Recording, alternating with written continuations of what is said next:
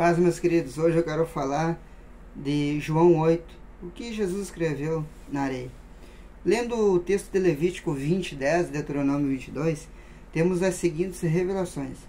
A mulher somente poderia ser apedrejada sozinha se tivesse enganado seu marido, dizendo-lhe que era virgem ou ocultando-lhe a verdade.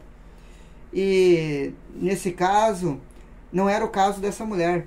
Era um caso complexo, porque ela era esposa legal de um homem, isto é, estava casada diante de um juiz de paz. Nessa condição, a mulher era conhecida como desposada, isto é, comprometida legalmente com o seu esposo.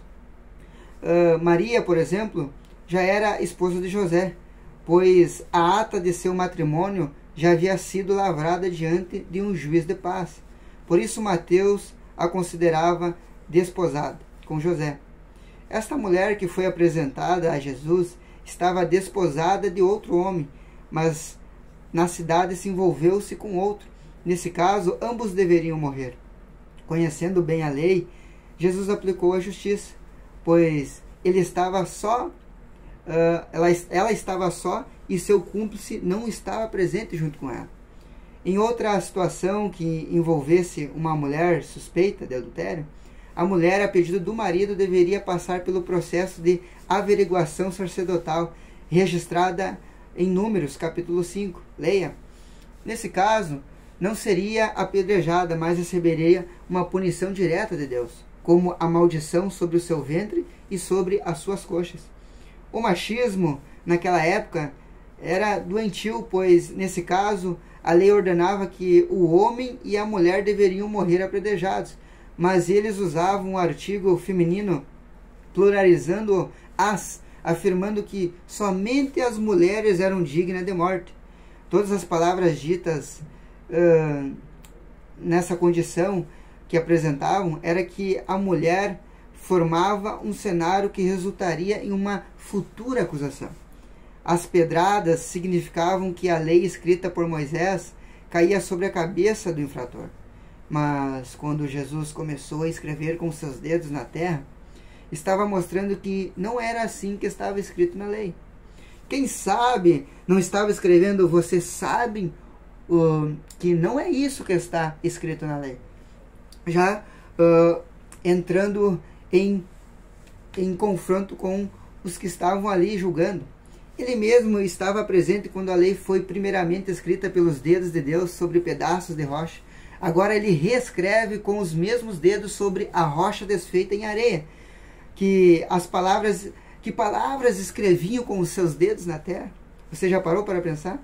Será que escrevia sobre o juízo que eles dariam? Ou que aquela mulher não teria passado toda aquela noite adulterando? Na verdade, o juízo e a condenação da graça não são escritos em pedra, mas na areia, porque quem se arrepende tem cancelada a sua acusação. Jesus entrou com essa graça naquela época. Eles não entendiam.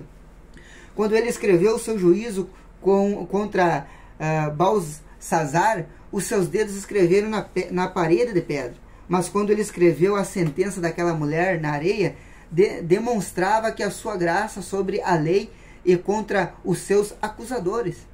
Eram datas, eram lembranças, eles leram o que Jesus escrevia. Com certeza, esta primeira inclinação representava a vinda da lei sobre o sinal, mas a lei não tirava o pecado, apenas o cobria.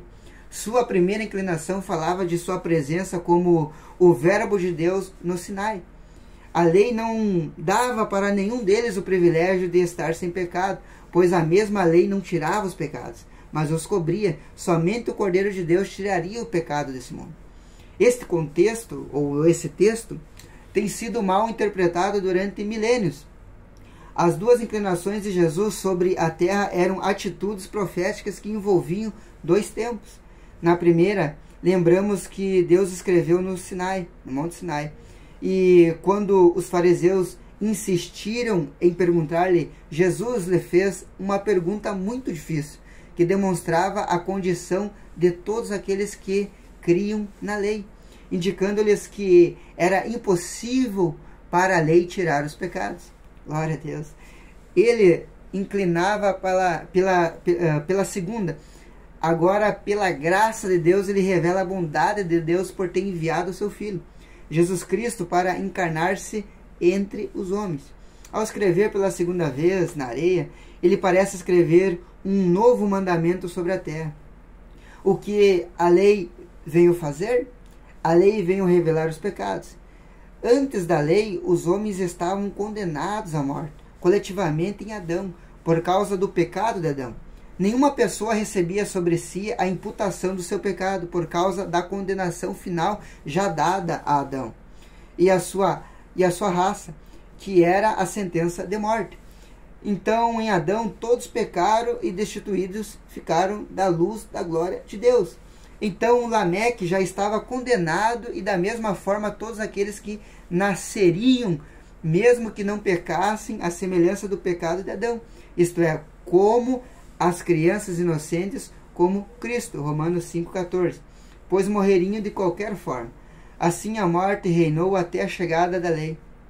Pois os homens jamais seriam condenados por seus próprios atos, pois sempre se escondiam na culpabilidade de Adão. Naquele tempo, quem estava livre do pecado? Quem teria vitória sobre o pecado? Então todos os acusadores baseados na lei perderam a força para apedrejar, porque a graça libertou dos seus acusadores. No momento em que Jesus se inclinou pela segunda vez, tipificando a sua ressurreição, a graça foi eliminando um por um os seus acusadores. Os acusadores mais velhos representavam aqueles que viveram sob o jugo da lei, os quais entenderam isso claramente. Os últimos da lei são os primeiros na graça, como João, e estes eram os mais novos. Os antigos dos tempos da lei estavam diante de um Cristo lei e de um Cristo graça. Isso deixava eles meio perdidos. A lei foi boa, pois condenou o homem do seu pecado individual, destruindo a tragédia da vida humana, sem policiamento e sem juízo. Mas a graça é maior, pois ela liberta o homem dos seus acusadores, pelo poder do arrependimento e pela mudança de vida, gerada pelo nascimento, pelo novo nascimento. Jesus escrevia um novo mandamento. Preste bem atenção. Ele lhes ministrava. Foi o que ele disse: um novo mandamento escrevo em vossos corações, não de pedras. A base do seu novo mandamento era o amor, e este amor hoje é a base do perdão. E este perdão nos leva a alcançar a justificação, e esta justiça de Cristo. Esta é a justiça de Cristo, até os dias da graça. Os últimos, os mais novos, conheceram a nova escrita, pois conheceram a graça de Deus. Quando os acusadores fugiam da graça e da ressurreição de Cristo, quando ele se ergue novamente, demonstra um ato energético que significava a ressurreição, cujo o poder afugenta a condenação de sobre aqueles que nele criam. Romanos 8:1. A ressurreição de Cristo acontece com um poder sobrenatural e assustadoramente elimina todas as coisas, as acusações contra aqueles que criam. No novo mandamento escrito em corações de carne, a graça se estabelece com a ressurreição, e ela afugenta a multidão dos acusadores e ainda tira os pecados do indivíduo. Jesus ainda perguntou pelos acusadores. O poder da ressurreição expulsa todo o escrito de dívida e elimina toda a condenação. Colossenses 12:15. Este é o poder da ressurreição de Cristo. Este é o poder da graça. Mas a graça não está só. Coloque bem isso na sua cabeça. Ela estabeleceu de uma vez com a ressurreição de Cristo, em um novo mandamento. Ela resolve o problema do pecado. Ela tira o pecado. Diferentemente dos cerimoniais legais que somente o cobriam, aqueles homens foram embora com os seus pecados, mas aquela mulher saiu livre e sem pecado algum, pois este foi o poder manifestado do perdão de Cristo. Jesus perdoou o seu pecado e não fez cerimoniais legalistas, não chamou o seu marido e a sua família para divulgar o seu erro.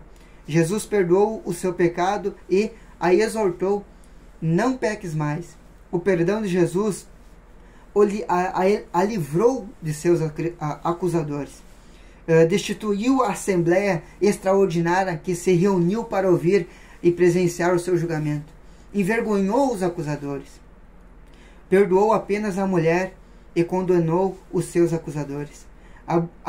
Absolveu para a vida e para a sua família. Mostrou-lhe o poder mortal do pecado, do qual foi livre. Glória a Deus. Livrou da condenação dos homens e de Deus. Eu deixo esse contexto explicado para os irmãos. Graça e paz para todos.